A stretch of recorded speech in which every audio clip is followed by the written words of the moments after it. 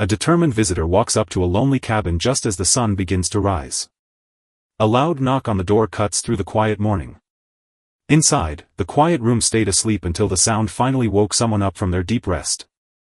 Our boy sits up in bed, looking very annoyed about the early noise. Outside, the blonde woman stands there, waiting with patience that never wavers. He pushes the door open just a crack, his face still and unwelcoming, to find a woman in formal clothes standing on his porch who looks like a stranger. Her face comes into view, showing a serious and urgent look. His sleepy grumble disappears in an instant, leaving only wide-eyed shock. Her face burning with shame, she struggles to speak until the words finally escape her lips, revealing that she has been kicked out. Inside, our boy pours water into a kettle while the news settles in. He looks back at his guest, standing out like a bright star against his simple, humble house. His quiet life feels wrong with her bright energy around, yet a small, nostalgic smile still curls his lips. At last, he speaks, admitting just how much his student has grown. This is Lil Ion, the most beloved and promising disciple he ever had. His mind jumps back 20 years to the moment they first met. A younger Roach thought fighting a dragon was the perfect way to train, which, honestly, feels like a pretty normal Tuesday for him. The dragon blasts a huge stream of fire at Roach, yet he refuses to back down. With a mighty shout, he builds a shield that blocks everything. The little girl is safe inside the magical shield, but she is completely confused. But Roach isn't just defending, he's already preparing his meteor shooter spell, summoning a barrage of arcane stones to unleash upon his foes. The dragon's eyes go wide because it didn't expect to face so much trouble. The enchanted blasts crash into the monster with all their might. When the dust finally clears, the girl lifts her head, her world turned upside down. Roach walked up to her, his light still shining, and asked if she was okay. He just smiled, explaining his impossible magic as if it were ordinary, and told her that with enough study, she could wield such power too. But Raj sees the tiny spark of hope in her eyes vanish just as fast. Tears fill her eyes as she whispers that she is all alone with no way to go to school. She gripped the rough, torn cloth of her clothes with her tiny hand, driven by pure desperation. Rose's face lights up with a deep, silent understanding. He shows that he was once an orphan just like her, learning magic only to stay alive.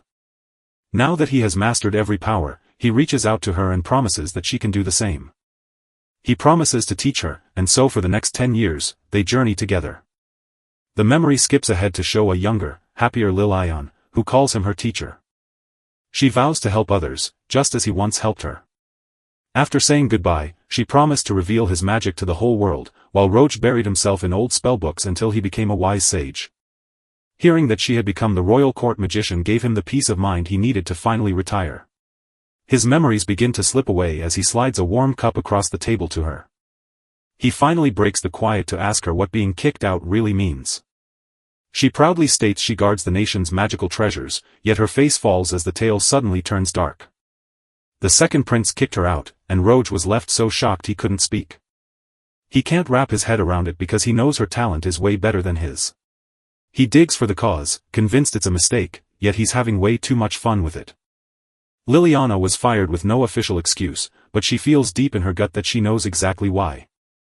She thinks she knows the reason because she saw the second prince cheating. The tale moves forward with Prince Thrush tied to the Duke's daughter in marriage. But Liliane just happened to walk in on the prince's secret meeting. To shut her up, he had her fired and put his fiancée in her spot. Rose's flat-faced look tells the whole story of this royal disaster. She couldn't believe her whole career was destroyed just because of something so small and personal. The tiny smile on Rose's face disappears, and his eyes turn hard and serious. The injustice was too much, so she finally broke down and cried. He looks at the kingdom's rules and thinks they are wrong, especially since she threw him out like that. But he quickly tosses aside his anger and focuses all his energy on helping his student. He offers a simple way to start an adventure just like the old days, and his idea stops her tears instantly while he smiles, reminding her of the 10 years they spent traveling and laughing together. Liliane stood frozen, her words caught in her throat as the old, loving offer washed over her. For a heartbeat, the cozy memories of their old times fill the small cabin, but then Rose's smooth offer hits a sudden stop inside her head. He realizes that asking a young woman to travel with him is awkward since he's 40 years old. He couldn't believe a 25-year-old would ever say yes to that. His thoughts twist into a nightmare where she rejects him with a truth so harsh it feels like it shatters his soul. But her reply left him completely stunned. She admits she's been dreaming of traveling with her teacher once again. Still shaking his head in disbelief, he points at himself and asks if she really means it. Lillian firmly corrects him, insisting he's not a dreary old man but a cool one. The praise rolls over him like a warm, golden wave of pure approval. He's so touched he's about to cry as he thanks her for her kindness. She promises him he will always be the most important person in her life. With a fresh adventure waiting ahead, she reaches into her bag to grab something important. An old spellbook bursts open, its pages buzzing with power lost to time. Roj looks down and sees something has fallen out of her bag. As he reaches for the open book, a soft magical glow starts to shine from its pages. Lil's face goes pale with pure, soul-shattering fear.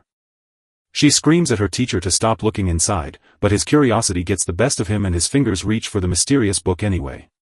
She is so scared she frantically tries to stop him. With a final, desperate leap, she swings her staff hard and hits him right over the head.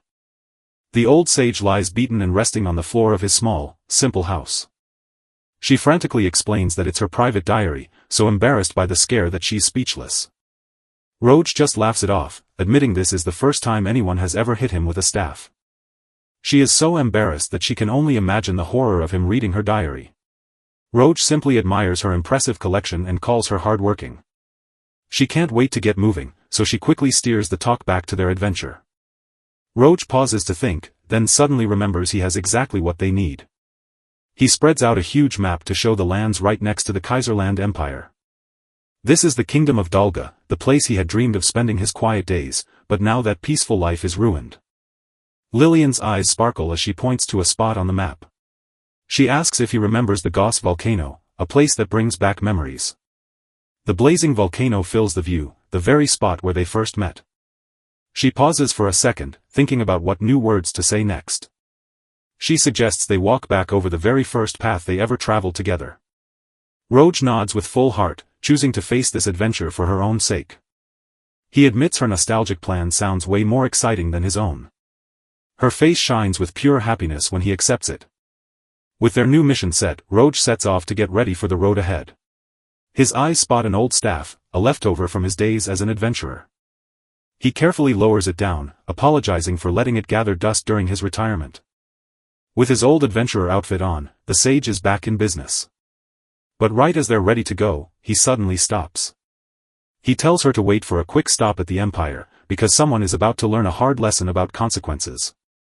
He quietly tells everyone he's off to lecture the prince and his bride-to-be. A casual threat sends a wave of pure terror straight through Lillian. She clings to him with all her might, begging him to change his mind. She knows that his scolding is a death sentence for the royals. He tries to calm her down, saying it's just a small warning, but she just laughs and calls him a buddy. She panics and pushes against him, trying to stop him with her body. The legendary sage stands frozen and flustered by the sudden touch. She argues that his warning could accidentally destroy the whole empire. He finally gives in because her request breaks his stubbornness and he is too embarrassed to keep refusing. Even though the crisis is over, Roj is still shaken by what happened. Lillian feels her heart swell with emotion as he stands up to protect her reputation. But her thanks just makes the flustered sage even more awkward. He swiftly shifts the topic, itching to set off on their adventure. Roj lifts his staff and announces they are heading to Gauss volcano. Lillian watches her teacher with wide eyes, forever amazed by the power in her hands. She knows teleporting huge things needs a giant magic circle, but Roj found a way to make it work with just a simple chant. She's so excited to see his legendary teleportation magic work again. As the world fades into light, he whispers her name. He hopes this quiet trip will finally bring her some peace. They reach the Gao volcano, where the air is so thick with burning heat you can almost feel it pressing down on you. For Lillian, the hot air feels like a warm welcome from the past. Roj decides a bit of temperature control is needed and casts a cooling spell. A cool breeze wraps around Lillian as she watches her teacher move with easy power. He modestly admits that his years of non-stop training turned him into a wise 40-year-old man, but it also means he still has no girlfriend. Suddenly, her eyes lock onto a boulder far in the distance. With a sudden burst of magic, she leaps high and light across the jagged rocks. She flies high through the air, looking like nothing but pure joy and freedom. Roj watches her with a look that mixes his deep affection for her with a hint of tiredness. She lands right next to the rock, reminding him that this is the very spot where he first found her. She points down at the cratered ground, still marked by the scars of his old meteor shooter. Raj was amazed, especially since she was just 5 years old when it happened. She insists the memory is as clear and sharp as if it had just happened yesterday. She even remembers the exact colors of every single shield he has built around himself. His jaw drops as she recalls every single detail of what happened. As they look back, the huge dragon they fought still feels like it's watching them. While she still feels the warmth of the past, Raj suddenly freezes in fear as their old training partner stomps back, looking absolutely furious. Suddenly, the two adventurers are jolted back to reality as they realize their reunion is no longer a secret. They were so lost in their memories that they completely forgot everyone else who lives here. Roj tries to apologize and says they're just passing through. Lylan screams for him to run as the dragon gets ready to strike, but it's already too late since the beast shoots a huge stream of fire right at him. Roj grips the raging fire with one hand, his teeth locked tight. A simple but mighty magical shield turns the burning flames away. Lillian quickly realizes this isn't the legendary all-powerful barrier they once faced. Roj chats about how he's saving his energy because he hasn't gotten enough rest lately. He admits his younger self would have dressed flashier, but now he's too old for that. The dragon just stares, completely confused by this lazy defense. While Roj tries to figure out how to wrap things up, Lillian jumps right in to call out to her teacher. She practically begs him to show off everything he knows, desperate to learn more about his magic. Roj pauses for a second, but he already knows exactly what he's going to do next. He nods along, realizing this is the perfect time to get himself fixed up.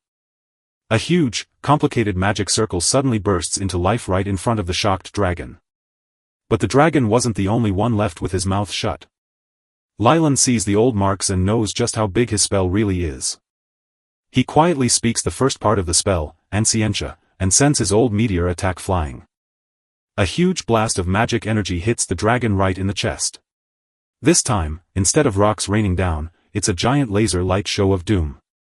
The spell's raw power knocks Lilian backward, leaving him stunned. As the dust settles and the dragon lies defeated, everyone sees that Ro is truly powerful. He speaks softly, telling us this was only a show and not a real blow. He smiles gently, as if he barely did anything, while the beast just growls in fear at his huge strength. Having learned its lesson, the dragon wisely flies away back to the sky. Roj notices the dragon looks much smaller than he expected and worries he might have just scared a kid instead of a beast. Just as he was lost in thought, Lilian burst in, practically buzzing with excitement. She can't find the words because her mind is racing to make sense of what she just saw. She finally dares to ask the question that has been burning in her mind: has he truly mastered the power of ancient magic? Raj rubs the side of his head and admits he probably forgot to say it.